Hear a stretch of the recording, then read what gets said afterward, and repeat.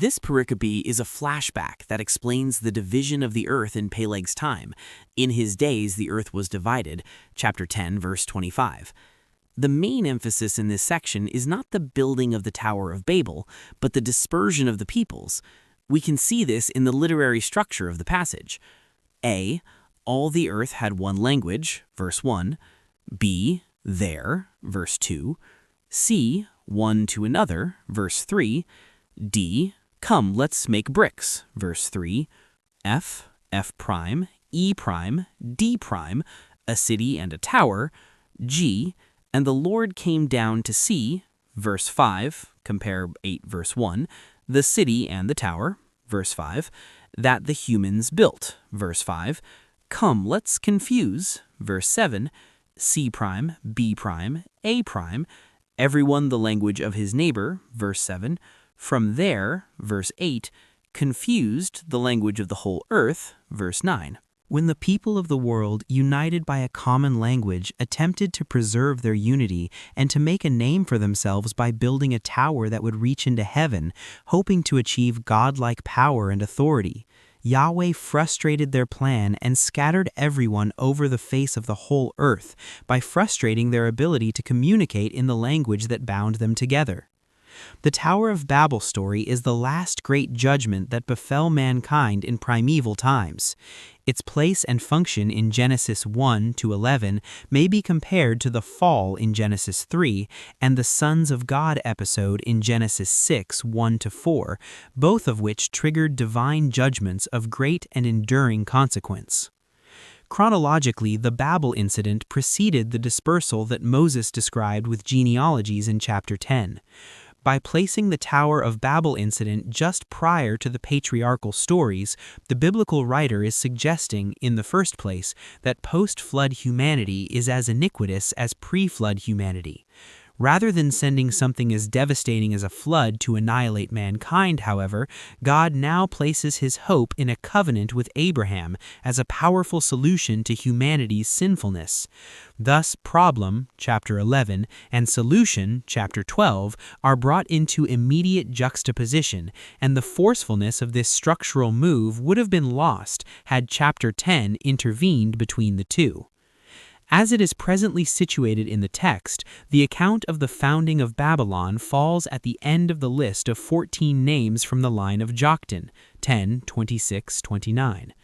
At the end of the list of the 10 names of Peleg's line, however, is the account of the call of Abraham, 11, 27 to 12:10. So two great lines of the descendants of Shem divide in the two sons of Eber, 10:25.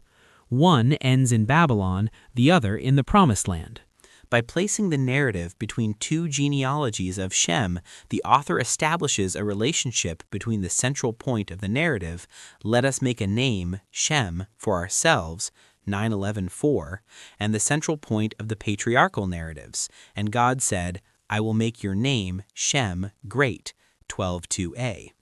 Thus, the genealogies of Shem provide a narrative link between the story of the fall of Babylon, 11:1-9, and the account of the call of Abraham, 12:1-3.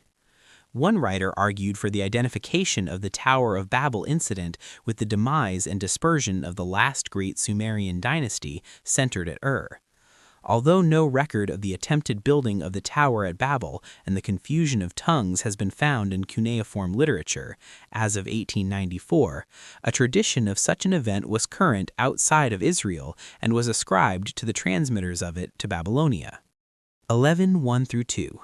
Some of the Hamites migrated east, verse 2, specifically southeast, to the plain of Shinar, compare 10:10. This was in the Mesopotamian basin, modern Iraq. Some translations have them going from the east, example ESV, NKJV, HCSV, but the Hebrew text reads literally, and he was as to move them to east, and they found. The Hebrews used the name Shinar, originally a region in northern Mesopotamia, to designate the whole region of Mesopotamia. 1. In light of such intentional uses of the notion of eastward within the Genesis narratives, we can see that here, too, the author intentionally draws the story of the founding of Babylon into the larger scheme at work throughout the book. It is a scheme that contrasts God's way of blessing, example Eden and the Promised Land, with man's own attempt to find the good. In the Genesis narratives, when man goes east, he leaves the land of blessing, Eden and the Promised Land, and goes to a land where the greatest of his hopes will turn to ruin, Babylon and Sodom. 2. Following the Ararat departure, the people migrated southeast to the lower Euphrates Valley. Genesis 1 through 11, then, has come full circle from Eden to Babel, both remembered for the expulsion of their residents. 3. 11:3 through 4, the motivation for building a city, compare 4:17, Cain's city, with its tower, was to make the builders a name, verse 4, i.e. to establish world domination, authority, and power in God's place, compare Psalm 14:1. Later, God would make a name for Abram, 12:2-3. The object of this endeavor was evidently to establish a center by which the builders might maintain their unity, achieve godlike authority, and gain world domination with a one-world government. A defensive wall is the hallmark of a city. See 4:17. Cities in the ancient Near East were not designed to be lived in, but were intended for religious and public purposes. God desired unity for humankind, but one that he created, not one founded on a social state. The builders wanted to empower themselves. Both motive and object were ungodly. God had instructed man to fill the earth, 1:28, to spread over the whole planet. The builders of the tower seem to have intended that it serve as a memorial or landmark, among other things. It was probably a ziggurat used for religious purposes.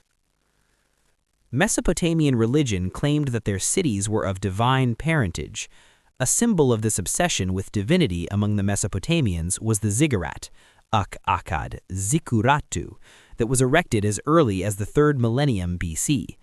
The ziggurat was a stepladder edifice made up of mud bricks whose bottom was square or rectangular. The precise meaning of the structure is unknown, though it is widely agreed that it formed a stairway between the gods and earth. Cf. Genesis 28:12. At the foot of the ziggurat, as well as the pinnacle, was a temple area serving as a habitation for the god. Ziggurats may have been considered an earthly imitation of the heavenly residence of the gods. A small pavement of rough limestone blocks at Uruk, also known as Erech and Warka, on the Euphrates River about midway between the ruins of Babylon and the Persian Gulf, is the oldest stone construction in Mesopotamia, and here too is found the first ziggurat. The Assyrian-Babylonian word zikuratu comes from the verb zakaru, meaning to be high or raised up, and hence signifies the top of a mountain or a staged tower. Such a tower provided a sort of artificial mountain in the flat Mesopotamian plain as a high place for a god whose shrine stood on its summit.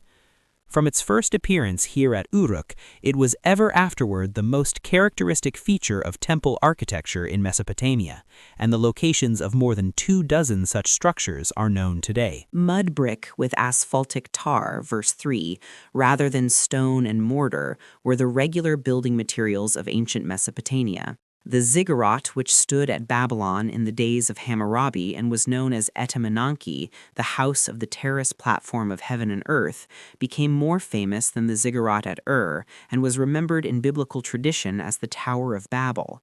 But the ziggurat at Ur is today the best preserved of all monuments of this type, and therefore the best fitted to give a vivid impression of their character. Figure 19. Verse 4 identifies two basic errors of humankind. One, the determination to get to God by one's own works rather than admitting that this is impossible and trusting in God to make entrance into his presence possible. In short, salvation by works. Let's build to reach into heaven. And two, the determination to glorify self rather than God. Let's make a name for ourselves. These errors have marked humankind throughout history. 11:5-6. The builders undoubtedly expected to ascend to heaven to meet God. Instead, God descended to earth to meet them. The Lord came down to see the city and the tower, another anthropomorphism, here referring to God's omniscience, total knowledge. If God had allowed this project to continue, the results would have been even worse and more serious than they were at this time. The sin of the builders was their refusal to obey God-given directives. Depraved humanity are united in their spiritual endeavor to find, through technology, existential meaning apart from God and the means to transgress its boundaries. Unless God intervenes and divides them by confounding their speech, nothing can stop human beings in their overweening pride and their desire for autonomy. 1. The construction of cities by itself was not sinful. God chose Jerusalem for his people, and he will create the new Jerusalem for believers to inhabit. It is the pride and security that people place in their cities, and their arrogant independence from himself, the Most High God, that God disapproves of.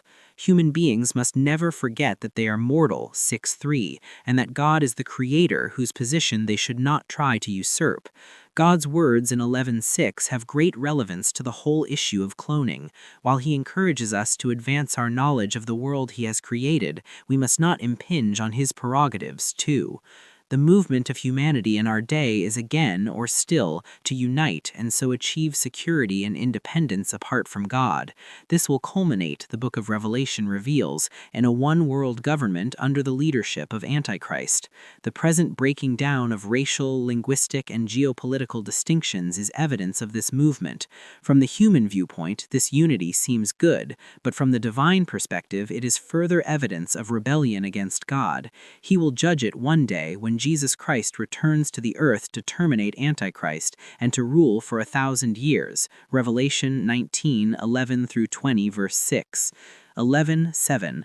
God's soliloquy, "Come, let us go down," in this verse mimics the language of the tower builders in verse 4, "Come, let's build," cf. 1:26. The confusion of language probably involved more than just the introduction of new words, since the original single language produced the thousands that we have today. If language is the audible expression of emotions, conceptions, and thoughts of the mind, the cause of the confusion or division of the one human language into different national dialects might be sought in an effect produced upon the human mind by which the original unity of emotion, conception, thought, and will was broken up.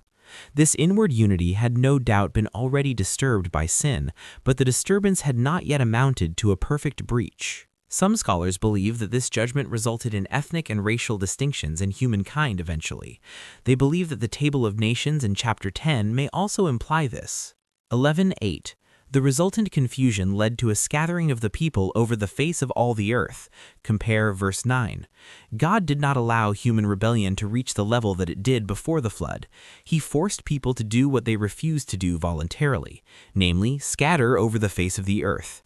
This is the third great judgment on sinful humanity in this first major section of Genesis, chapters 1-11, the first two being Adam and Eve's expulsion from Eden, and the second being the flood.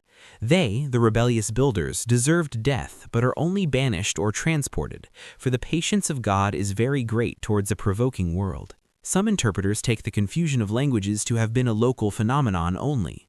One writer believed that lightning struck the Tower of Babel, and the confusion of speech that followed resulted from a scrambling of the electrical circuits in the brains of those struck. This is an interesting idea, but impossible to prove or disprove. Most interpreters, however, regard this event as the source of the major language groups in the world today. It should be observed that the change of speech is not asserted to have been sudden, though it may have been.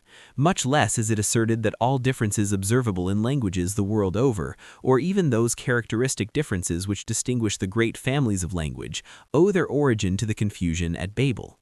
The event at Babel must not be minimized, neither must it be exaggerated. 11:9. Babel sounds like the Hebrew word for confuse, Balal, and it means the gate of gods in Akkadian. Genesis 11:1-9, the Tower of Babel story, is a satire on the claims of Babylon to be the center of civilization and its temple tower the gate of heaven. Babel does not mean gate of God, but confusion and folly. Far from its temple's top reaching up to heaven, it is so low that God has to descend from heaven just to see it. 11:4-9. This was the original Babylon, the Greek form of the name Babel, that forever afterward was the city most characterized in the Bible by rebellion against God's authority and the desire to earn salvation by works, idolatry, and self-assertion. It stands as a symbol of organized rebellion against God elsewhere in Scripture, and God will eventually destroy it, Revelation 17:18. The spirit of Babel is strong throughout the world today. Man certainly did not expect his project to take such a turn. He did not anticipate that the name he wanted to make for himself would refer to a place of non-communication. The story of Babel is important for several reasons. 1. It explains the beginning of and the reason for the various languages of humankind. It probably explains the origin of the races within humankind. The separate language groups no longer could intermarry freely with the rest of mankind. As inbreeding and lack of access to the larger pool of genes, ethnic characteristics developed. Furthermore, each local environment tended to favor selection of certain traits and eliminate the others. Ethnic characteristics such as skin color arose from loss of genetic variability, not from origin of new genes through mutation as suggested by evolution. The concept of race is an evolutionary idea, Acts 17:26. All humans possess the same color, just different amounts of it. We all descended from Noah and Adam. The Bible doesn't tell us what skin color our first parents had, but from a design point of view, the middle color makes a great beginning. Starting with medium-skinned parents, AABB, it would take only one generation to produce all the variation we see in human skin color today. In fact, this is the normal situation in India today. Some Indians are as dark as the darkest Africans, and some, perhaps a brother or sister in the same family, as light as the lightest Europeans. I once knew a family from India that included members with every major skin color you could see anywhere in the world. But now notice what happens if human groups were isolated after creation. If those with very dark skins, AABB, migrate into the same areas and/or marry only those with very dark skins, then all their children will have very dark skins. AABB is the only possible combination of AB egg and sperm cells, which are the only types that can be produced by AABB parents. Similarly, parents with very light skins, AABB, can have only very light-skinned children, since they don't have any A or B genes to pass on. Even certain medium-skinned parents, AABB or AABB, can get locked into having only medium-skinned children, like the Orientals, Polynesians, and some of my ancestors, the Native Americans. Where people with different skin colors get together again, as they do in the West Indies for example, you find the full range of variation again, nothing less but nothing more either than what we started with. Clearly, this is all variation within kind.